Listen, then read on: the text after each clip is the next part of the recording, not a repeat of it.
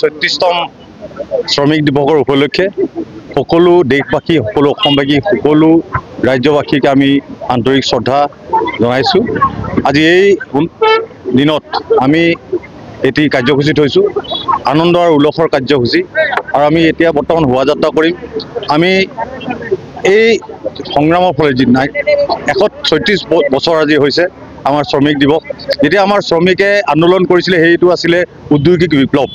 এই ঔদ্যোগিক বিপ্লৱৰ বিনিময়ত যি আমি ইণ্ডাষ্ট্ৰিয়েল ৰিভলিউশ্যনৰ বিনিময়ত যি আমি 8 ঘণ্টা ডিউটি, 8 ঘণ্টা টোপনি আৰু 8 ঘণ্টা জিৰণি পাইছিলোঁ। তাৰ আগত শ্ৰমিকৰ মৰ্যাদা নাছিলে। আজি অসম চাহ মজদুৰ সংঘ 1958 যেতিয়া জন্ম হৈছিলে তেতিয়া সেই নীতি আদৰ্শতে জন্ম হৈছিলে যে শ্ৰমিকক আমি তেখেতসকলৰ মৰ্যাদা দিম, আৰু সেই মৰ্যাদা আমি পাই পেলাই সুখী হৈছোঁ। আজি যিটো ভাৰত স্বাধীন হোৱাৰ পিছত শ্ৰমিকৰ মৰ্যাদা বাঢ়িছে, শ্ৰমিকৰ যি আগত শোষণ নীতি আছিলে, শাসন নীতি আছিলে সেইটো নাই, আৰু সেয়ে আমি সকলোৰে মিলি পেলাই আজি আনন্দ উল্লাস কৰিম। আৰু আমাৰ ৰাইজে কিছুমান আছে দুই এটা সকলো সমস্যা সমাধান নহয় একেলগে, সেই সমস্যাখিনিও আমি এই শোভাযাত্ৰাত দুই এষাৰ আমি ক'ম।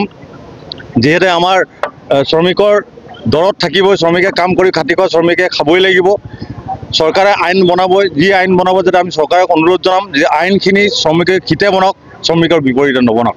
আজি এই শ্ৰমিক দিৱস দিনাখন মই বিশেষভাৱে এইটোৱে অনুৰোধ জনাম যে শ্ৰমিকৰ মৰ্যাদা বঢ়াই দিয়ক, শ্ৰমিকৰ মৰ্যাদা দিয়ক, যি শ্ৰমিকৰ শ্ৰমৰ মৰ্যাদা দিয়ক, সেইটোৱে আমাৰ আজি থিম হ'ব। আৰু আমি বৰ্তমান আমি অসম চাহ মজদুৰ সংঘ বোকা ঢাকাৰ আৰু শ্ৰমিক ৰাইজৰ সৌজন্যত, শ্ৰমিক ৰাইজৰ সহযোগত আমি এই কাৰ্যসূচী লৈছোঁ।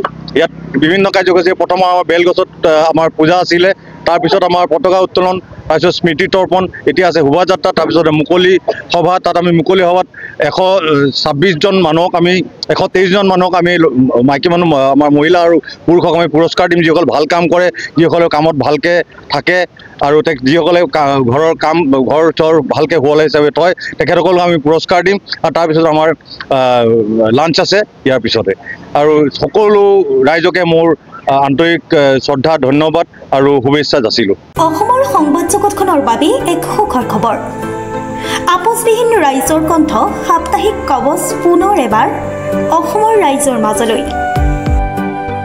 স্বত্বাধিকাৰী প্ৰণীতা কলিতাৰ দ্বাৰা প্ৰকাশিত আৰু আপোচবিহীন একাংশ নপুৰণি অভিজ্ঞতাপুষ্ট সাংবাদিকৰ দ্বাৰা প্ৰচাৰিত তথা eco printing press, Guwahati Katabari গড়চুকত মুদ্ৰিত সাপ্তাহিক কবচ এতিয়া অসমৰ বিভিন্ন প্ৰান্তত উপলব্ধ।